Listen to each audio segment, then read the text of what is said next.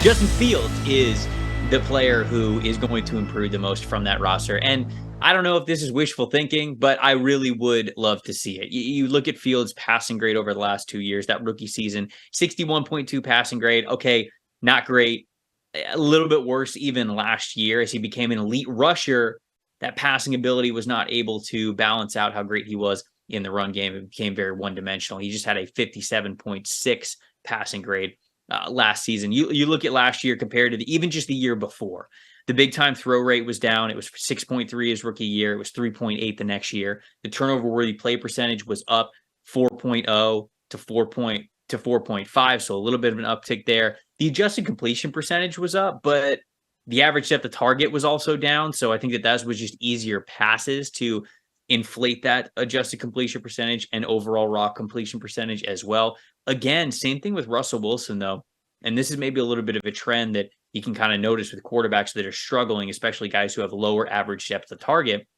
He only had 2 batted passes his rookie season as a passer. He had 11 last year. And to me, a guy who is that much of a threat on the ground, you shouldn't have 11 passes batted. Like, you should be threatening to take off with your legs at any point to where defensive linemen can't put their hand up. They can't jump after a pump fake or something like that. Because if you pump fake and then you take off, if you're Justin Fields' athleticism, you're gone. You're absolutely breaking contain if you don't make that your sole job. So to me, it's shocking enough that defensive linemen were comfortable enough in predicting what he was going to do, that they were able to get their hands up, that they were able to sacrifice maybe taking a hand off of the defensive lineman, breaking contain of what could be a scramble or something outside of the tackles.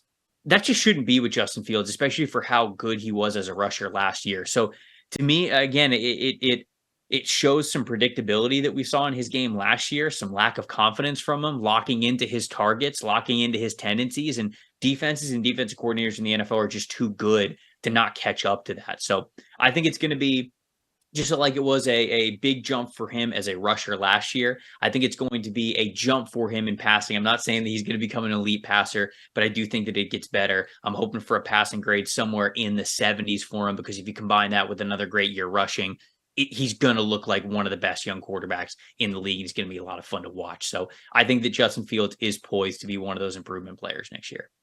I certainly hope so. Yeah, no, I think Bears fans know all too well. For some reason, half of those batted passes were like headshots that would make COD players blush. Like, he was just ripping the ball into guys' foreheads for whatever reason.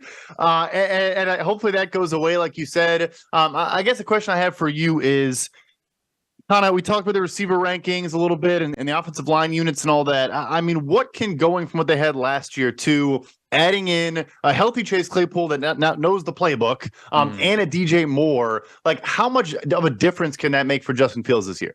Oh, it should be huge, right? You turn the clock back a year from now, and that receiver room, tight ends included, was Darnell Mooney. Okay, great. We like Darnell Mooney, but Darnell Mooney alone, not so great.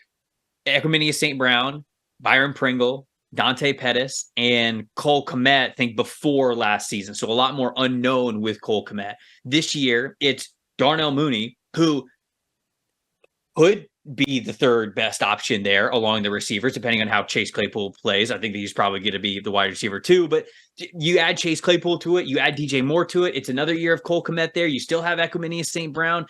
You've got Dante Pettis. You've got Tyler Scott, who you drafted. Like, it's night and day different. And I think that's what you want to do, right? That's why you've got to tip your hat to Ryan Poles and how he's put this thing together. He has done everything that he could have, putting the offensive line where it needs to be. He's drafted Darnell Wright in the top 10 or in the first round. He's put more receivers around them, especially with the DJ Moore trade. And he's basically leaving no stone unturned or no excuse valid for Justin to not improve. So I'm betting on the improvement just because the O-line is going to be better. The receiving group is going to be better.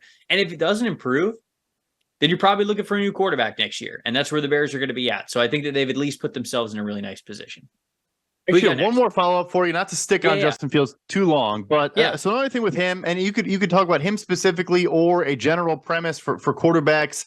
he is a guy that still falls in the camp of his deep ball from an accuracy standpoint is as good as it gets. And then the intermediate and short stuff, he misses a lot, whether it's accuracy or not putting the proper touch on the ball.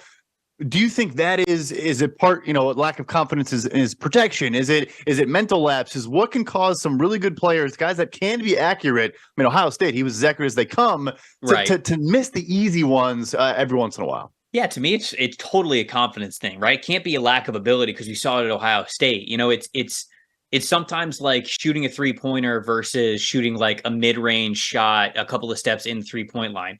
When we're all sitting out there practicing by ourselves or just shooting hoops, what are we doing? We're stepping beyond the 3-point line. And it's so natural for us because we've shot that so many times. It's just what we do naturally. You take a couple steps in and all of a sudden the muscle memory is very different. You don't have as much confidence. You miss a couple of shots and it doesn't go well. And I feel like that's where Justin's at. You've got to throttle your arm strength down and you've got to up the timing and anticipation and rhythm play and all that in order to be really great on the short to intermediate. And there's so much confidence that goes into that it just feels like he hasn't played with that level of confidence, certainly that Ohio State level of confidence that we have seen in Chicago yet. So yeah, uncorking the deep ball, he looks like it naturally, he looks great at it because you practice that all the time, right? In your head, you think about it all the time. You think about the muscle memory that it takes to throw the ball 40, 50 yards down the field right into the breadbasket. You don't have to think about, okay, how much do I have to throttle my arm down, yet keep the velocity up, yet hit the trajectory exactly right?